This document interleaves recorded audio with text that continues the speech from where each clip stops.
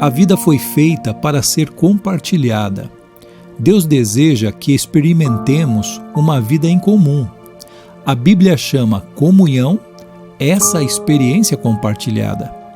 Hoje em dia, entretanto, essa palavra perdeu grande parte de seu significado bíblico, e comunhão ou confraternização quase sempre é uma referência à conversa casual, a alguma atividade social, à comida e à diversão. A pergunta de qual igreja você participa significa qual igreja você frequenta. Ficar para a confraternização normalmente significa esperar pelo lanche. Comunhão é muito mais que apenas aparecer nos cultos. Significa experimentar a vida juntos.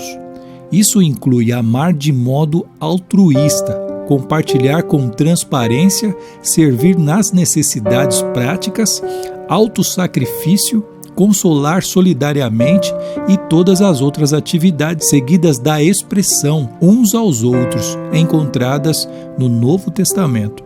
Quando se trata de comunhão, o tamanho importa. Quanto menor, melhor. Você pode adorar no meio de uma multidão, mas não poder ter comunhão com todos ao mesmo tempo. Quando um grupo aumenta para mais de 10 pessoas, alguém deixa de participar, normalmente o mais reservado, e umas poucas pessoas acabam dominando o grupo. Jesus ensinava dentro do contexto de um pequeno grupo de discípulos. Ele podia ter escolhido mais, mas sabia que 12 pessoas era o número máximo razoável para um grupo em que se pretende que todos participem. O corpo de Cristo, assim como o próprio corpo humano, é na verdade um conjunto de muitas células pequenas. A vida do corpo de Cristo, tal qual o nosso corpo, está contida no interior das células. Por essa razão, todo cristão deve fazer parte de algum pequeno grupo dentro de sua igreja. Um grupo de comunhão nas casas, uma classe de escola dominical, um grupo de estudo bíblico. É nesses encontros que ocorre a verdadeira comunhão, não nas grandes reuniões. Se você imaginar sua igreja como um navio, os diversos grupos são os botes salva-vidas presos a ele. Deus fez uma fantástica promessa a respeito dos pequenos ajuntamentos de cristãos. Pois onde se reunirem 2 ou 3 em meu nome, ali eu estou no meio deles. Mateus 18:20. Infelizmente, mesmo que você frequente algum grupo, isso não é garantia de que irá experimentar comunhão real. Muitas classes de escola dominical e outros grupos na igreja ficam presos à superficialidade e não fazem ideia de como é experimentar a verdadeira comunhão. Mas qual a diferença entre a comunhão verdadeira e a falsa? Na verdadeira comunhão, as pessoas experimentam autenticidade. A comunhão autêntica não é superficial, não se resume a conversa sobre banalidades. É genuína, de coração para coração, às vezes chegando ao ponto de compartilhar assuntos íntimos. A comunhão ocorre quando as pessoas se mostram honestas a respeito de si mesmas e do que está acontecendo em sua vida. Elas dividem mágoas, revelam sentimentos, confessam falhas, dão a conhecer dúvidas, admitem medos, reconhecem suas fraquezas e pedem ajuda e oração. Autenticidade é exatamente o oposto do que você encontra em algumas igrejas. Em vez de uma atmosfera de honestidade e humildade, há uma conversação fingida, encenada, politiqueira, superficialmente educada e frívola. As pessoas vestem máscaras, mantêm a guarda e agem como se sua vida fosse bem-sucedida em todos os aspectos. Essa atitude decreta a morte da verdadeira comunhão. Somente quando somos sinceros sobre nossa vida é que experimentamos a real comunhão. A Bíblia diz: se porém andarmos na luz, como Ele está na luz, temos comunhão uns com os outros. Se afirmarmos que estamos sem pecados, enganamos a nós mesmos, e a verdade não está em nós.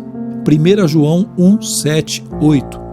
O mundo pensa que a intimidade ocorre no escuro, mas Deus diz que ela faz parte da luz.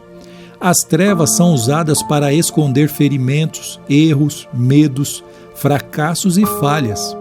É na luz que o trazemos todos para um lugar aberto e admitimos quem realmente somos. Naturalmente, ser autêntico exige coragem e, ao mesmo tempo, humildade. Significa enfrentar o medo de ser exposto, da rejeição e de ser novamente magoado. Por que alguém correria tal risco? Porque é a única maneira de crescer espiritualmente e ser emocionalmente saudável. A Bíblia diz: façam disso uma prática comum, confessem seus pecados uns aos outros e orem uns pelos outros, para que vocês possam viver juntos, integrados e curados. Tiago 5,16. Só cresceremos assumindo riscos, e o mais difícil de todos é ser honesto com você mesmo e com os outros. Na verdadeira comunhão, as pessoas experimentam reciprocidade. Reciprocidade é a arte de dar e receber. É depender um do outro. A Bíblia diz: o modo pelo qual Deus formou o corpo humano é um modelo que nos ajuda a entender nossa vida comunitária na igreja. Cada parte depende da outra. 1 Coríntios 12, 25. A reciprocidade é a essência da comunhão, edificar relacionamentos recíprocos, compartilhar responsabilidades e ajudar uns aos outros. Paulo disse: quero que nos ajudemos uns aos outros com a fé que possuímos. A sua fé me ajudará e a minha fé ajudará vocês. Romanos 1, 11 e 12. Somos mais constantes em nossa fé quando outras pessoas caminham conosco e nos incentivam. A Bíblia recomenda responsabilidade, incentivo, honra e serviço recíprocos. Romanos 12, 10. Em mais de 50 ocasiões no Novo Testamento, somos orientados a realizar diferentes tarefas uns aos outros e uns dos outros. A Bíblia diz: esforcemo-nos em promover tudo quanto conduz à paz e à edificação mútua. Romanos 14, 19. Você não é responsável por todos no corpo de Cristo, mas tem responsabilidades para com eles. Deus espera que você faça tudo o que puder para ajudá-los. Na verdadeira comunhão, as pessoas experimentam compaixão.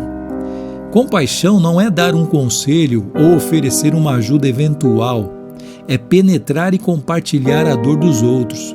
A compaixão diz: compreendo o que você está passando e o que você sente não é estranho nem absurdo. Alguns chamam isso empatia, mas a palavra bíblica é compaixão. A Bíblia diz: como povo santo, sejam compassivos, bondosos, humildes, mansos e pacientes. Colossenses 3:12. A compaixão satisfaz duas necessidades fundamentais do ser humano: a de ser compreendido e a de ter seus sentimentos respeitados. Compreender e respeitar o sentimento de alguém abre caminho para a comunhão. O problema é que estamos quase sempre tão ansiosos para corrigir situações que não temos tempo de sentir compaixão. Ou então estamos preocupados com nossas mágoas. A autopiedade esgota completamente a compaixão pelas outras pessoas. Há diferentes níveis de comunhão, cada um adequado a um momento diferente. Identificamos os níveis mais básicos de comunhão no ato de compartilhamento e nos grupos de estudo bíblico. No nível mais profundo, temos a comunhão de serviço, presente na ação conjunta em viagens missionárias ou em obras de caridade. O nível mais profundo e intenso, porém, é a comunhão de sofrimento, Filipenses 3:10. Que ocorre quando tomamos parte da dor e das aflições uns dos outros e carregamos os fardos uns dos outros. Os cristãos que melhor compreendem esse nível são aqueles que ao redor do mundo são perseguidos, discriminados e muitas vezes martirizados por causa da sua fé.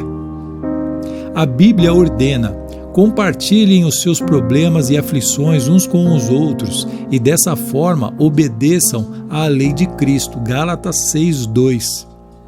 É em tempos de crise, tristezas e dúvidas profundas que mais precisamos um dos outros. Quando as circunstâncias nos esmagam a ponto de nossa fé vacilar, é que mais precisamos de amigos cristãos. Precisamos de um grupo de amigos que tenham fé em Deus por nós e nos ajudem a superar as dificuldades. Em um grupo menor, o corpo de Cristo é real e palpável, mesmo quando Deus parece distante. Foi disso que Jó necessitou durante seu sofrimento. Ele exclamou: "Um homem desesperado deve receber a compaixão de seus amigos, muito embora ele tenha abandonado o temor do Todo-Poderoso." Jó 6,14. Na verdadeira comunhão, as pessoas experimentam misericórdia.